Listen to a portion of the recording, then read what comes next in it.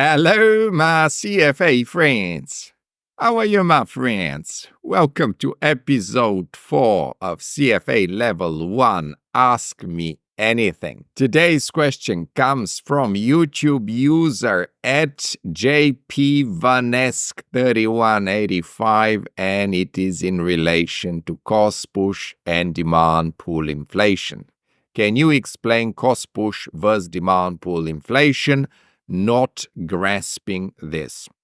Before we start, like the video, subscribe, and if you haven't done so already, check out my website stoinov.co.uk, where you can grab my question-based revision for an unbeatably low monthly price. It's really, really important that you are doing questions right now, so check that out.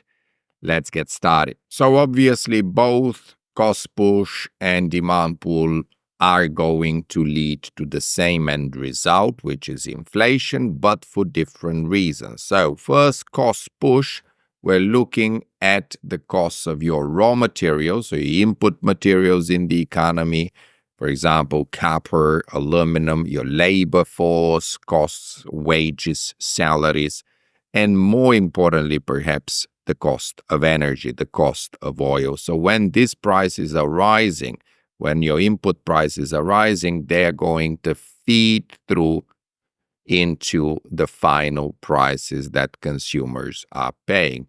So with CostPush, they are typically going to be caused by supply-side shock. What is a supply-side shock? Well, we're going to have actually very nice examples here to understand it, but it's basically when you've got some sort of shutdown, when you have some sort of reduction in supply, and this could happen, for example, because of a natural disaster that shuts out a refinery, or due to geopolitical issues. Of course, we've got the conflicts right now. If you've got wars, that's going to put upward pressure on prices. So I've got a couple of examples for you. One not so recent, and of course one very recent that you all can relate to. The first one comes from the 70s. So there was an oil embargo that OPEC imposed on the United States. And as a result of that, oil prices trebled. And obviously, as I said, oil is something that's really, really important to the economy. Also, it's very important in terms of inflation because the price of oil directly affects both energy costs for households and manufacturers, but also transportation costs because, of course, the price of diesel, petrol, gasoline, right? All those things are highly, highly correlated with the price of oil. More recent example, we've got COVID-19 lockdowns. Well, basically, we had a massive, massive supply side shock and a supply side reduction. Of course, governments told us that we should stay at home, we cannot work. Factories were shut down. We had disruptions in transportation. There were not enough containers. There was a shortage of chips, so the price of cars went up.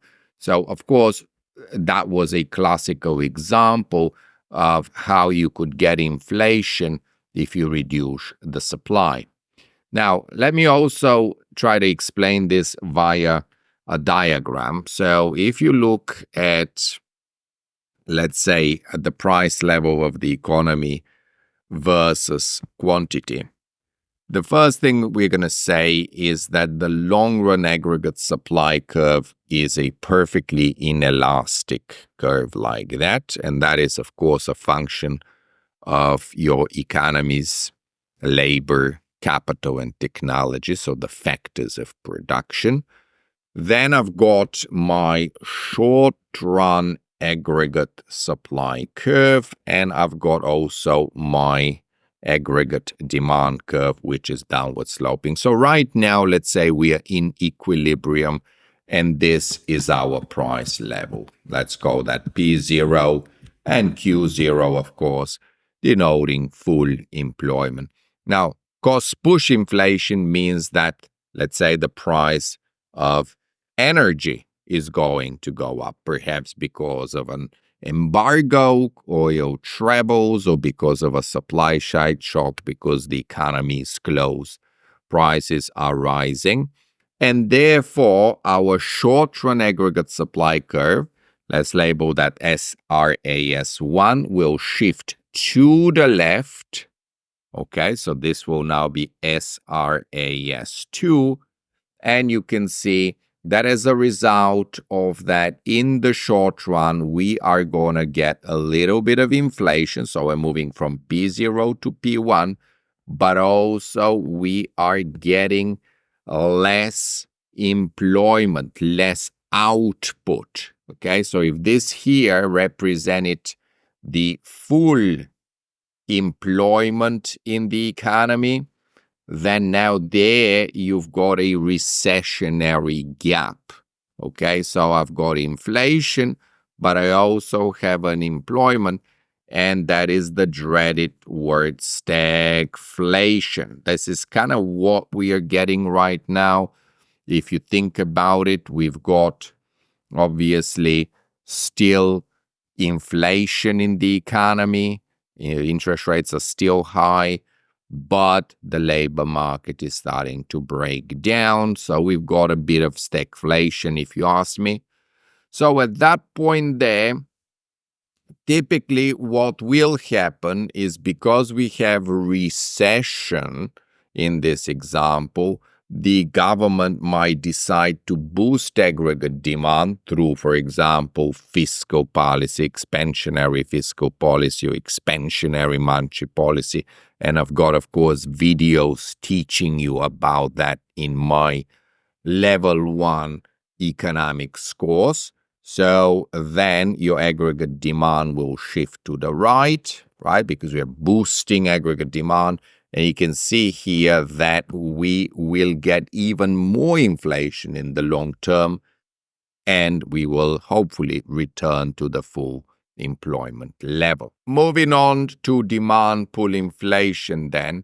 Well, this is going to occur when there is too much demand chasing too few goods and services. So everybody is very confident, everyone is out there having a great time, spending in restaurants and bars, buying cars and houses, going on holidays and so on, because I guess they have the money to do so, or at least they have more money than the available goods and services. And sometimes that money doesn't even come from savings. It may be simply borrowed money. That's why we say in economics that a credit expansion would typically create inflation and bubbles.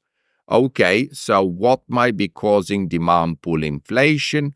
Well, of course, government spending. So here we're going fiscal policy again, the government pumping money in the economy, for example, by spending on various services or giving stimulus checks, which happened during COVID, or expansionary monetary policy where they lower interest rates potentially down to zero, and they simply keep running the money printer by doing more and more QE, or quantitative easing. That again is an example of a situation where you're going to have a lot of demand. If interest rates are at zero, if the cost of money is zero, well, then people are going to borrow that free money and spend it, and that's going to beat prices up in the economy. So the example here, everyone can relate to this, is the post-COVID recovery. Previous slide, we looked at cost push being the actual lockdown. Post-COVID recovery, not only did we get the stimmy checks, guys, directly in our accounts. I say our, but I mean, obviously, I didn't receive any, but I know in the US, my maybe American viewers received that. And obviously, there was also pent-up demand, okay? People had been staying at home, perhaps saving, because they were not allowed to go on holidays. and then suddenly the lockdowns were lifted, so everyone was spending all that money. And of course, it was taking a lot longer for us to recover.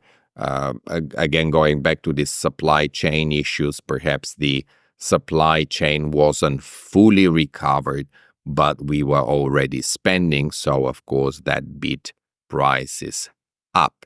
So, in terms of the diagram here, again, we will be looking at the price level here on the vertical, the employment, the output level on the horizontal. So let's start again with our long-run aggregate supply curve, perfectly inelastic vertical determined by labor capital technology. I've got my short-run aggregate supply curve. I've got my aggregate demand curve, but this time the first move occurs because the aggregate demand curve shifts to the right, so from AD1 to AD2. Again, ask yourself why that's happening. Perhaps the government spends too much money in the economy, is running fiscal deficits, is borrowing money, or perhaps they're lowering interest rates artificially low, they're running QE, expanding the Fed's balance sheet. So what we are seeing here is a move from P0 to P1. Actually, this time we do have inflation, but we also have a very strong labor market. So here we've got an inflationary gap. Remember, the vertical blue line represents our full employment level. So to the right of that, we have overemployment. So we have very low unemployment or a very strong labor market, which is nice. But of course, the issue is that there's this too much demand chasing too few goods and services. So ultimately, the providers of labor, the workers, are going to increase their wage and salary demands. So essentially, the cost will increase for businesses. And as the cost increases, eventually the short-run aggregate supply curve shifts to the left from SRAS1 to SRAS2.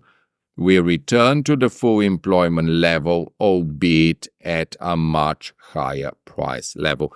So guys, just basically remember, there is not going to be any free lunch. So if you received any stimmy checks in your bank account and you thought, hey, there's some free money for me for sitting at home, actually it wasn't free money at all, because now you're going to be paying it back with interest through basically rampant runaway inflation. Okay, my friends, I need you to become a friend of the channel and support me. Please do so at stoinov.co.uk, where you will get my question-based revision. And it's really, really important that you are doing questions as you prepare for the exam. These are videos that are fully worked out, on the screen, just like the tuition course. I am explaining the logic behind each question. So definitely check them out. It's a monthly subscription, so you can unsubscribe if you don't like the product or if you don't need the product anymore once you pass the exam. Okay, also consider one-to-one tuition. If you are a friend of the channel, you get 10% off the list price. For the next AMA session, please submit your questions to stoinov.financial@gmail.com. Thank you very much for watching and have a great day.